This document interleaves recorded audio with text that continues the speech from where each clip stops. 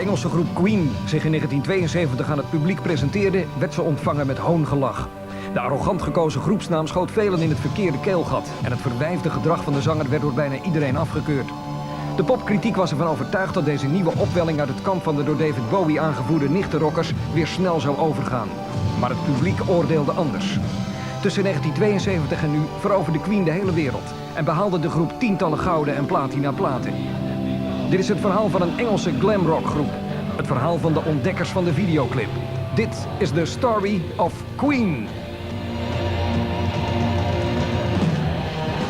I'm Roger Taylor and I'm the drummer and one of the singers of Queen. My name is John Richard Deacon. I was born on August the 19th, 1951. I'm Brian May and I play guitar for a group called Queen. I'm Freddie Mercury and I'm the lead vocalist of Queen. Net als bij vele andere popmuzikanten die in de jaren 60 jong waren, worden de toekomstige leden van de groep Queen geïnspireerd door het fabelachtige succes van de Beatles. Real enthusiasm took over when I was about 13 or 14 with the Beatles. Then there was kind of a revolution in England and English people began to play rock music as such. And in fact sort of led the way for a while. You know, there was, for instance, the Cream. And Jimi Hendrix is not exactly English, but kind of an English phenomenon because he was embraced in England first. And through listening to those people, I got more keen on some of their influences, like B.B. King, Chuck Berry, Bo Diddley, those early, quite primitive guitar players, but very influential on everybody today, I'm sure you know. Terwijl Brian May zich als gitarist toelegt op het spel van zwarte gitaristen, studeert Freddie Bulsara, zoals Mercury eigenlijk heet, piano. I took piano lessons when I was in boarding school. And of course I didn't think at the time that I was going to make music my career.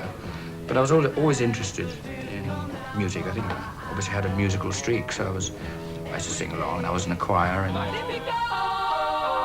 I played in a couple of groups, but only amateur groups. One was called 1984, strangely enough. One was called Smile. And Smile was the band which Brian and I formed with one other person. There were just three of us. Terwijl Brian en Roger hun eerste single uitbrengen, doet Freddie zangervaring op. Ondertussen zijn Freddie en Roger met elkaar bevriend geraakt. I remember there was a time we actually we were sharing flats together, so living in while we were in different bands. And one day they wanted their singer decided to leave, and they were auditioning singers and this and that. And I was right under their nose. It was so funny. It never actually occurred to them to ask me. And it was when Smile broke up, and Brian and I decided we liked working together, and we wanted to form a new band called Queen, which we did with Freddie. Om aan wat extra geld te komen, huren Freddie, die studeert voor grafisch ontwerper, en Roger, die een tandartsopleiding volgt, een winkeltje in Kensington Market, waar ze tweedehands kleren verkopen en Freddie zich openbaart als een liefhebber van verkleedpartijen. Roger and I were ripping people off before, just with all sort of antique clothes and things, just to make enough money to eat at that time. And before we actually had a contract, and then and in those days we hadn't really made up our minds that we were going to make it a commitment, because Brian still wanted to do his BSc and things, and you can't really be successful in this game if you have other ties. You have to just give up everything. You really have to. So it was Freddie and myself and Roger, and we advertised for a bass player.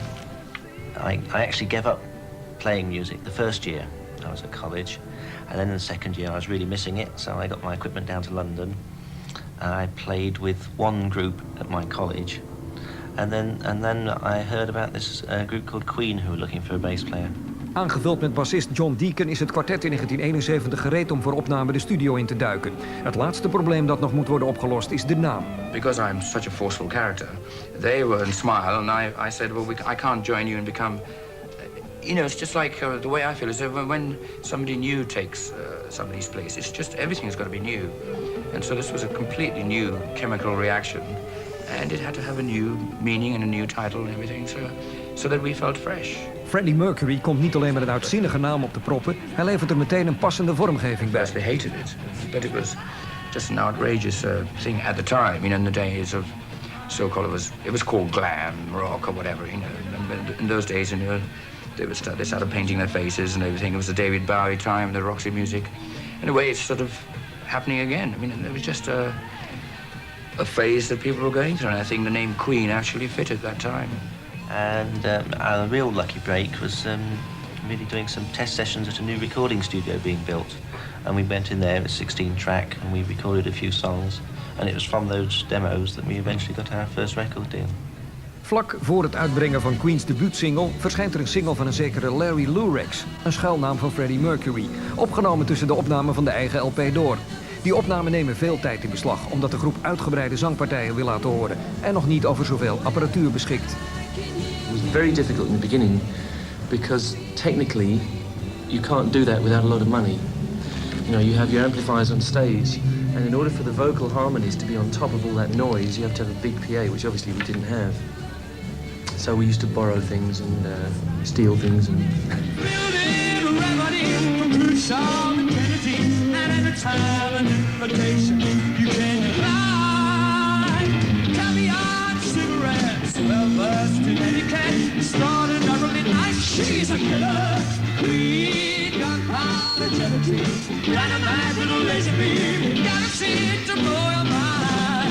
Na Keep Yourself Alive en Seven Seas of Rye slaat Killer Queen eind 74 ook buiten Engeland aan. Yeah, I mean, Killer Queen was like the first thing that broke ground worldwide, as it were. I think in England and in Britain, I think Seven Seas of Rye is a track that actually, that's the track that actually broke us in England, but I don't think it did anything anywhere else. But Killer Queen paved the way. Queen's LP Sheer Heart Attack volgt het succes van Killer Queen op de voet. In Japan, waar single en LP de top van de hitparade bereiken, wordt Queen zelfs vergeleken met de Beatles. Overal elders komt de definitieve doorbraak tot stand met de van de LP A Night at the Opera getrokken single Bohemian Rhapsody. That's when the so-called volcano erupted, you know, it just suddenly just went bang, you know. Is this the real life? Is this just fantasy? Caught in a landslide, no escape from reality. Bohemian Rhapsody particularly was Freddie's baby, you know. With Bohemian Rhapsody, it was basically I was writing 3 songs, and they were going to be different, and I just couldn't finish them, and I just thought, oh, damn it, I'll just put the 3 together.